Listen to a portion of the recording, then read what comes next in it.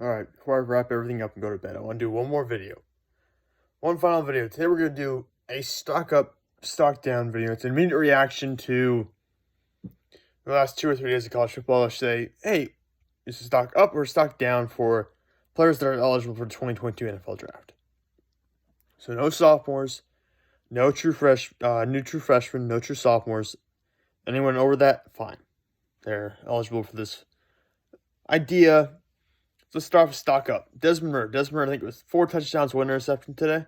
Really the only quarterback who was considered quote-unquote marquee name in the class so far that has come out and performed and played at the level of expectations or above them so far from the 2022 quarterback class or potential 2022 quarterback class. So Desmond Ridder, Cincinnati, stock certainly pointing in the right direction. Also because stock is pointing down for 2 of the quarterbacks who are ranked ahead of him. Sam Howell being one. Just never gotten a rhythm against North Carolina. Against Virginia Tech, the entire North Carolina offense stalled out almost entirely throughout the entire game. I think he had 3 interceptions, one of which was kind of a desperation heave. But at the same point, 3 interceptions. I think they had 1 touchdown maybe, and that was about it. So stock is looking down for Sam Howell. It's also down for Spencer Rattler. Now Rattler, had a much better game than Sam Howell did.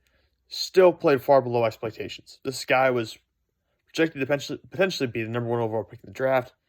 And it's tough to follow Trevor Lawrence and Joe Burrow, the last 2 number 1 overall picks, considering how good those guys were.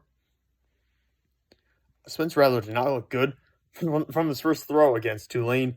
Very bad throw. After that, I think he can play 12 for 12 of his next throws, and then he kind of struggled to tail off in the second half again. So Spencer Rattler, better game than Sam Howell, obviously. Better game than someone like DJ Uiagalelei even had. Better game than JT Daniels had. JT Daniels, by the way, another guy whose stock is down. But, again, it was a better game, obviously, for Spencer Rattler than those other quarterbacks. But considering where the bar was for him, it was not a good game. Stock is down for Spencer Rattler. Stock is down for Sam Howell. Stock is down for JT Daniels. 3 quarterbacks already heading in the wrong direction. Desmond Ridder, the only one going up. Stock is up for Kenneth Murray III, running back from Michigan State. He's the one who ran for over 200-something yards on Northwestern. I think scored 3 or 4 touchdowns.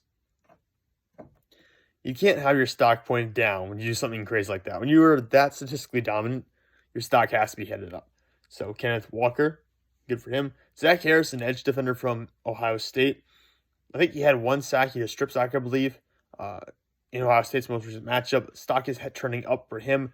This is a guy who is competing to be a top 5 edge rusher in this class. He's already a good edge rusher, probably solidifying himself as we're around a first-round pick already. But there's a chance for him to move up into that top 5 class and be a guy who can get taken inside the top 20 versus someone who gets taken in the low 20s or in the early 30s. Stock down. Rasheed Walker from Penn State. Yeah, Wisconsin, both defenses for Penn State and Wisconsin were just kicking the crap out of the other team's offense the entire night, or the entire day.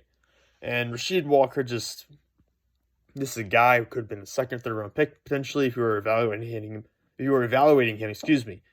the offseason. And now after what I saw from against Wisconsin, I'm thinking more of a day 3 selection for Rasheed Walker. Just did not look good. And couldn't keep up with Wisconsin's defensive front. Same could partially be said for Jordan McFadden, I almost said Jackson Carman, but he's no longer there at Clemson. Jordan McFadden, not every time that he quote-unquote allowed a sack was his fault, so he really did not allow a ton of pressure. DJ held onto the ball too long at points at times. DJ stepped and rolled into pressure at times. It's hard to point it all at Jordan McFadden, the offensive line for Clemson, but the offensive line was bad. We can say the offensive line was objectively bad for Clemson tonight against Georgia. Jordan McFadden certainly was not an above-average player tonight. I'm saying stock is turning down for Jordan McFadden, a guy people had a lot of high hopes for going to last year. Stock's turning up for Mohamed Ibrahim, running back from Minnesota. Had a very good night. I think he left the game injured. I forget if he came back in or not. But stock's turning in the right direction. He had a very productive night. He's had a lot of productive nights in a row. I think he actually has a streak of, I forget if it's 7 to 9, somewhere like that 7 to 9 range of consecutive games with over 100 rushing yards. Dating back to not the 2020 season, dating all the way back to the 2019 season is how far that streak goes. So he's been really good for a long time now.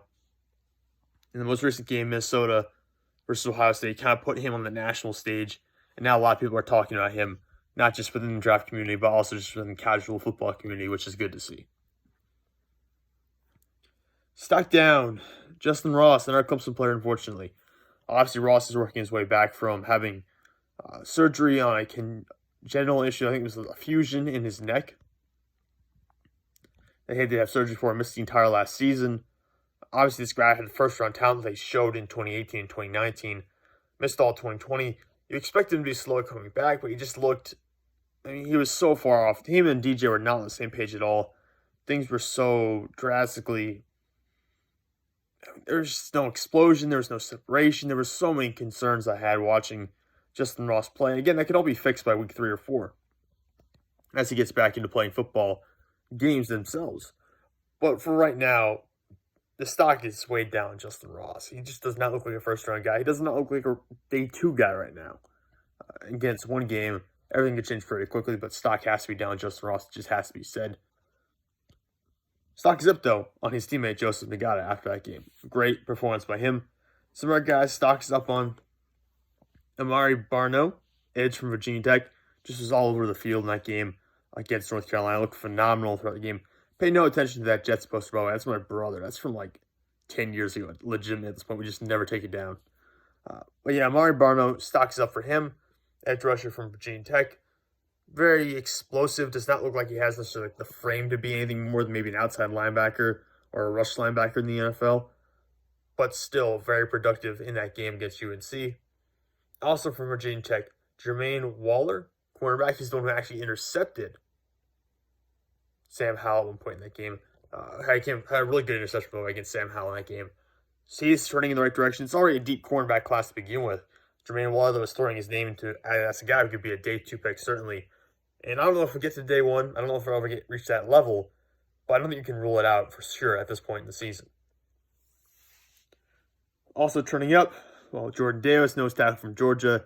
I can really just put the entire Georgia defensive line, honestly, for the spot. They were dominant today against Clemson. If you count sack yardage as negative yards, Clemson had 2 rushing yards today. It was just a phenomenal performance. The Jordan Davis was all over the place. He looked more explosive and honestly quicker in shorter spaces than I expected him to be. So he was very phenomenal. He was impressive tonight. He exceeded my expectations. So his stock is obviously turning in the right direction. Who else is turning up? Charbonnet, the running back from UCLA. Obviously had a big performance against Hawaii, but he came out, had a big performance against LSU, a team that, by the way, in case you were wondering, UCLA just beat big-time upset because LSU was ranked. Charbonnet is the transfer, I believe. I think he's a transfer from Michigan. I'm not actually sure about that. I thought that was the storyline. I could be wrong, though. But he's been productive now in back-to-back games, one against a team that you were expected to beat, and one against a team that you were expected to lose to. This is now a player we need to keep an eye on. And I'm liking actually seeing where some running backs kind of pop up here on the radar as we're getting into the season. Guys like Kenneth Walker, Muhammad Ibrahim, and now we get Zach Charbonnet showing up. It's good to know there's going to be some depth there in the mid-rounds for the running back class this year, should all these guys decide to go out into the 2022 draft. Final stock down, Bubba Bolden. It's a deep safety class, and Bubba Bolden from Miami might just be in the wrong year, honestly. If he'd gone to the draft in some other year, he might have gone higher. It's just there's such a deep safety class, and he does not separate himself really well from the pack of mid-round guys or guys who could slip into early day 3. And I think he got called for a targeting today. Missed a lot of the game from Miami, and even if he had played, probably would not have been the best tape considering how well Alabama played in general. So Bubba Bolden missing out on opportunities. His stock is going to be turning down. 2 guys I still have to review before I really determine if their stock's up or not. Nick Bonito and Perion Winfrey from Oklahoma had some good individual plays, even though Oklahoma as a team did not perform well this weekend. I would still consider potentially looking at those guys, maybe stock up players. For now, guys, I'm done for the night. Good night, guys.